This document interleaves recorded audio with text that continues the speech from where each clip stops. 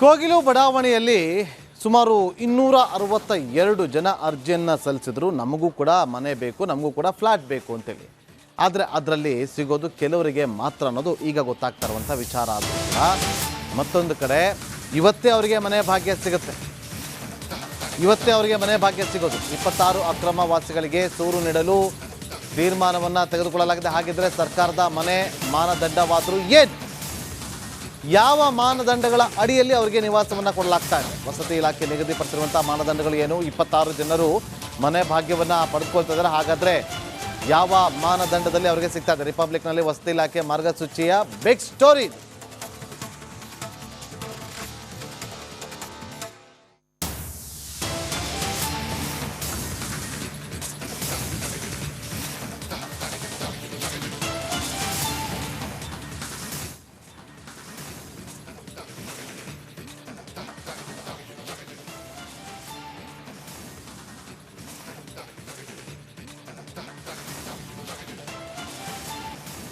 ಕೋಗಿಲು ಬಡಾವಣೆಯಲ್ಲಿ ಸುಮಾರು 262 ಜನ ಅರ್ಜಿಯನ್ನು ಸಲ್ಲಿಸಿದ್ರು. ನಮಗೂ ಕೂಡ ಮನೆ ಬೇಕು, ನಮಗೂ ಕೂಡ ಫ್ಲಾಟ್ ಬೇಕು ಅಂತೇಳಿ. ಆದರೆ ಅದರಲ್ಲಿ ಸಿಗೋದು ಕೆಲವರಿಗೆ ಮಾತ್ರ ಅನ್ನೋದು ಈಗ ಗೊತ್ತಾಗ್ತಾ ಇರುವಂಥ ವಿಚಾರ. ಆದ್ದರಿಂದ ಮತ್ತೊಂದು ಕಡೆ ಇವತ್ತೇ ಅವರಿಗೆ ಮನೆ ಭಾಗ್ಯ ಸಿಗುತ್ತೆ. ಇವತ್ತೇ ಅವರಿಗೆ ಮನೆ ಭಾಗ್ಯ ಸಿಗೋದು. 26 ಅಕ್ರಮ ವಾಸಿಗಳಿಗೆ ಸೂರು ನೀಡಲು ತೀರ್ಮಾನವನ್ನು ತೆಗೆದುಕೊಳ್ಳಲಾಗಿದೆ. ಹಾಗಿದ್ರೆ ಸರ್ಕಾರದ ಮನೆ ಮಾನದಂಡವಾದರೂ ಏನು? ಯಾವ ಮಾನದಂಡಗಳ ಅಡಿಯಲ್ಲಿ ಅವರಿಗೆ ನಿವಾಸವನ್ನು ಕೊಡಲಾಗ್ತಾ ಇದೆ? ವಸತಿ ಇಲಾಖೆ ನಿಗದಿಪಡಿಸಿರುವಂಥ ಮಾನದಂಡಗಳು ಏನು? 26 ಜನರು ಮನೆ ಭಾಗ್ಯವನ್ನು ಪಡೆದುಕೊಳ್ತಾ ಇದ್ದಾರೆ. ಹಾಗಾದರೆ ಯಾವ ಮಾನದಂಡದಲ್ಲಿ ಅವರಿಗೆ ಸಿಗ್ತಾ ಇದೆ? ರಿಪಬ್ಲಿಕ್ನಲ್ಲಿ ವಸತಿ ಇಲಾಖೆ ಮಾರ್ಗಸೂಚಿಯ ಬಿಗ್ ಸ್ಟೋರಿ.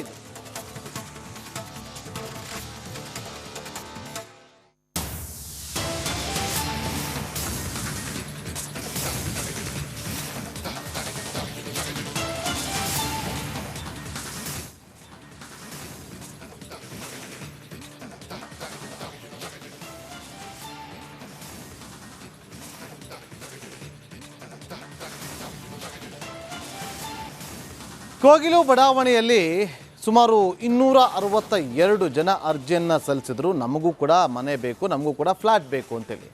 ಆದರೆ ಅದರಲ್ಲಿ ಸಿಗೋದು ಕೆಲವರಿಗೆ ಮಾತ್ರ ಅನ್ನೋದು ಈಗ ಗೊತ್ತಾಗ್ತಾ ಇರುವಂಥ ವಿಚಾರ. ಆದ್ದರಿಂದ ಮತ್ತೊಂದು ಕಡೆ ಇವತ್ತೇ ಅವರಿಗೆ ಮನೆ ಭಾಗ್ಯ ಸಿಗುತ್ತೆ.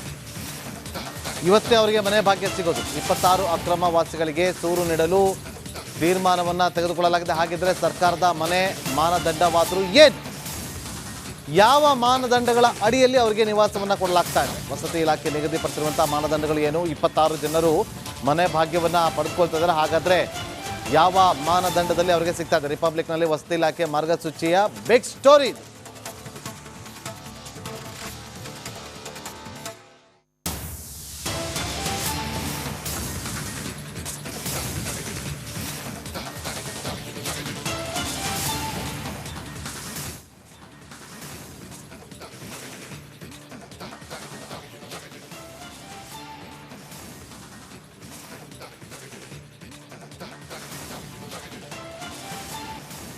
ಕೋಗಿಲು ಬಡಾವಣೆಯಲ್ಲಿ ಸುಮಾರು 262 ಜನ ಅರ್ಜಿಯನ್ನು ಸಲ್ಲಿಸಿದ್ರು. ನಮಗೂ ಕೂಡ ಮನೆ ಬೇಕು, ನಮಗೂ ಕೂಡ ಫ್ಲಾಟ್ ಬೇಕು ಅಂತೇಳಿ. ಆದರೆ ಅದರಲ್ಲಿ ಸಿಗೋದು ಕೆಲವರಿಗೆ ಮಾತ್ರ ಅನ್ನೋದು ಈಗ ಗೊತ್ತಾಗ್ತಾ ಇರುವಂಥ ವಿಚಾರ. ಆದ್ದರಿಂದ ಮತ್ತೊಂದು ಕಡೆ ಇವತ್ತೇ ಅವರಿಗೆ ಮನೆ ಭಾಗ್ಯ ಸಿಗುತ್ತೆ. ಇವತ್ತೇ ಅವರಿಗೆ ಮನೆ ಭಾಗ್ಯ ಸಿಗೋದು. 26 ಅಕ್ರಮ ವಾಸಿಗಳಿಗೆ ಸೂರು ನೀಡಲು ತೀರ್ಮಾನವನ್ನು ತೆಗೆದುಕೊಳ್ಳಲಾಗಿದೆ. ಹಾಗಿದ್ರೆ ಸರ್ಕಾರದ ಮನೆ ಮಾನದಂಡವಾದರೂ ಏನು? ಯಾವ ಮಾನದಂಡಗಳ ಅಡಿಯಲ್ಲಿ ಅವರಿಗೆ ನಿವಾಸವನ್ನು ಕೊಡಲಾಗ್ತಾ ಇದೆ? ವಸತಿ ಇಲಾಖೆ ನಿಗದಿಪಡಿಸಿರುವಂಥ ಮಾನದಂಡಗಳು ಏನು? 26 ಜನರು ಮನೆ ಭಾಗ್ಯವನ್ನು ಪಡೆದುಕೊಳ್ತಾ ಇದ್ದಾರೆ. ಹಾಗಾದರೆ ಯಾವ ಮಾನದಂಡದಲ್ಲಿ ಅವರಿಗೆ ಸಿಗ್ತಾ ಇದೆ? ರಿಪಬ್ಲಿಕ್ನಲ್ಲಿ ವಸತಿ ಇಲಾಖೆ ಮಾರ್ಗಸೂಚಿಯ ಬಿಗ್ ಸ್ಟೋರಿ.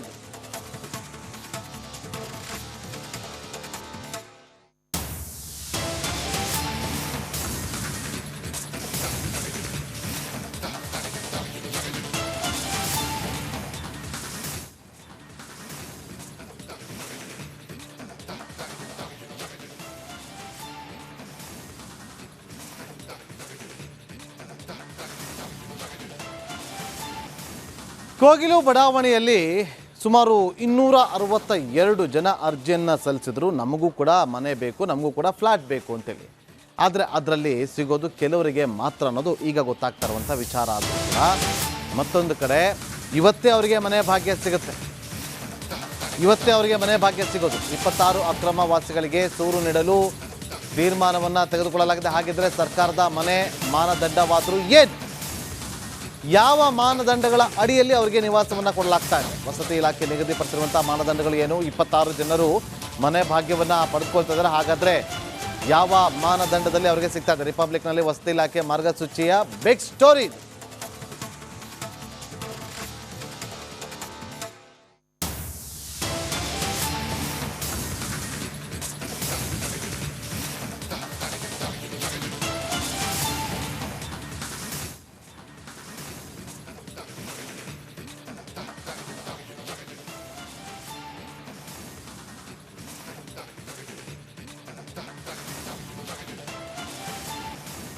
ಕೋಗಿಲು ಬಡಾವಣೆಯಲ್ಲಿ ಸುಮಾರು 262 ಜನ ಅರ್ಜಿಯನ್ನು ಸಲ್ಲಿಸಿದ್ರು. ನಮಗೂ ಕೂಡ ಮನೆ ಬೇಕು, ನಮಗೂ ಕೂಡ ಫ್ಲ್ಯಾಟ್ ಬೇಕು ಅಂತೇಳಿ. ಆದರೆ ಅದರಲ್ಲಿ ಸಿಗೋದು ಕೆಲವರಿಗೆ ಮಾತ್ರ ಅನ್ನೋದು ಈಗ ಗೊತ್ತಾಗ್ತಾ ಇರುವಂಥ ವಿಚಾರ. ಆದ್ದರಿಂದ ಮತ್ತೊಂದು ಕಡೆ ಇವತ್ತೇ ಅವರಿಗೆ ಮನೆ ಭಾಗ್ಯ ಸಿಗುತ್ತೆ. ಇವತ್ತೇ ಅವರಿಗೆ ಮನೆ ಭಾಗ್ಯ ಸಿಗೋದು. 26 ಅಕ್ರಮ ವಾಸಿಗಳಿಗೆ ಸೂರು ನೀಡಲು ತೀರ್ಮಾನವನ್ನು ತೆಗೆದುಕೊಳ್ಳಲಾಗಿದೆ. ಹಾಗಿದ್ರೆ ಸರ್ಕಾರದ ಮನೆ ಮಾನದಂಡವಾದರೂ ಏನು? ಯಾವ ಮಾನದಂಡಗಳ ಅಡಿಯಲ್ಲಿ ಅವರಿಗೆ ನಿವಾಸವನ್ನು ಕೊಡಲಾಗ್ತಾ ಇದೆ? ವಸತಿ ಇಲಾಖೆ ನಿಗದಿಪಡಿಸಿರುವಂಥ ಮಾನದಂಡಗಳು ಏನು? 26 ಜನರು ಮನೆ ಭಾಗ್ಯವನ್ನು ಪಡೆದುಕೊಳ್ತಾ ಇದ್ದಾರೆ. ಹಾಗಾದರೆ ಯಾವ ಮಾನದಂಡದಲ್ಲಿ ಅವರಿಗೆ ಸಿಗ್ತಾ ಇದೆ? ರಿಪಬ್ಲಿಕ್ನಲ್ಲಿ ವಸತಿ ಇಲಾಖೆ ಮಾರ್ಗಸೂಚಿಯ ಬಿಗ್ ಸ್ಟೋರಿ.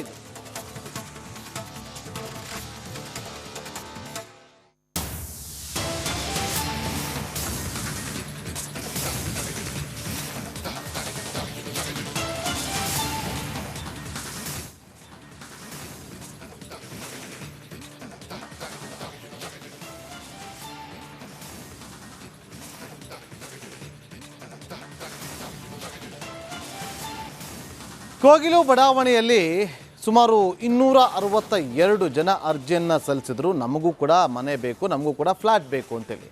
ಆದರೆ ಅದರಲ್ಲಿ ಸಿಗೋದು ಕೆಲವರಿಗೆ ಮಾತ್ರ ಅನ್ನೋದು ಈಗ ಗೊತ್ತಾಗ್ತಾ ಇರುವಂಥ ವಿಚಾರ. ಆದ್ದರಿಂದ ಮತ್ತೊಂದು ಕಡೆ ಇವತ್ತೇ ಅವರಿಗೆ ಮನೆ ಭಾಗ್ಯ ಸಿಗುತ್ತೆ. ಇವತ್ತೇ ಅವರಿಗೆ ಮನೆ ಭಾಗ್ಯ ಸಿಗೋದು. 26 ಅಕ್ರಮ ವಾಸಿಗಳಿಗೆ ಸೂರು ನೀಡಲು ತೀರ್ಮಾನವನ್ನು ತೆಗೆದುಕೊಳ್ಳಲಾಗಿದೆ. ಹಾಗಿದ್ರೆ ಸರ್ಕಾರದ ಮನೆ ಮಾನದಂಡವಾದರೂ ಏನು?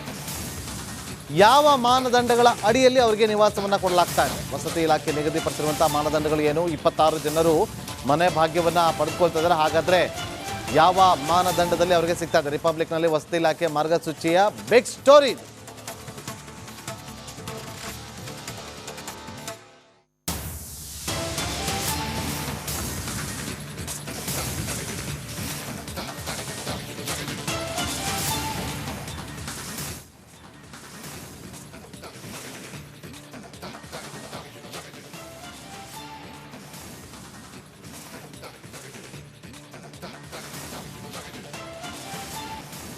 ಕೋಗಿಲು ಬಡಾವಣೆಯಲ್ಲಿ ಸುಮಾರು 262 ಜನ ಅರ್ಜಿಯನ್ನು ಸಲ್ಲಿಸಿದ್ರು. ನಮಗೂ ಕೂಡ ಮನೆ ಬೇಕು, ನಮಗೂ ಕೂಡ ಫ್ಲ್ಯಾಟ್ ಬೇಕು ಅಂತೇಳಿ. ಆದರೆ ಅದರಲ್ಲಿ ಸಿಗೋದು ಕೆಲವರಿಗೆ ಮಾತ್ರ ಅನ್ನೋದು ಈಗ ಗೊತ್ತಾಗ್ತಾ ಇರುವಂಥ ವಿಚಾರ. ಆದ್ದರಿಂದ ಮತ್ತೊಂದು ಕಡೆ ಇವತ್ತೇ ಅವರಿಗೆ ಮನೆ ಭಾಗ್ಯ ಸಿಗುತ್ತೆ. ಇವತ್ತೇ ಅವರಿಗೆ ಮನೆ ಭಾಗ್ಯ ಸಿಗೋದು. 26 ಅಕ್ರಮ ವಾಸಿಗಳಿಗೆ ಸೂರು ನೀಡಲು ತೀರ್ಮಾನವನ್ನು ತೆಗೆದುಕೊಳ್ಳಲಾಗಿದೆ. ಹಾಗಿದ್ರೆ ಸರ್ಕಾರದ ಮನೆ ಮಾನದಂಡವಾದರೂ ಏನು? ಯಾವ ಮಾನದಂಡಗಳ ಅಡಿಯಲ್ಲಿ ಅವರಿಗೆ ನಿವಾಸವನ್ನು ಕೊಡಲಾಗ್ತಾ ಇದೆ? ವಸತಿ ಇಲಾಖೆ ನಿಗದಿಪಡಿಸಿರುವಂಥ ಮಾನದಂಡಗಳು ಏನು? 26 ಜನರು ಮನೆ ಭಾಗ್ಯವನ್ನು ಪಡೆದುಕೊಳ್ತಾ ಇದ್ದಾರೆ. ಹಾಗಾದರೆ ಯಾವ ಮಾನದಂಡದಲ್ಲಿ ಅವರಿಗೆ ಸಿಗ್ತಾ ಇದೆ? ರಿಪಬ್ಲಿಕ್ನಲ್ಲಿ ವಸತಿ ಇಲಾಖೆ ಮಾರ್ಗಸೂಚಿಯ ಬಿಗ್ ಸ್ಟೋರಿ.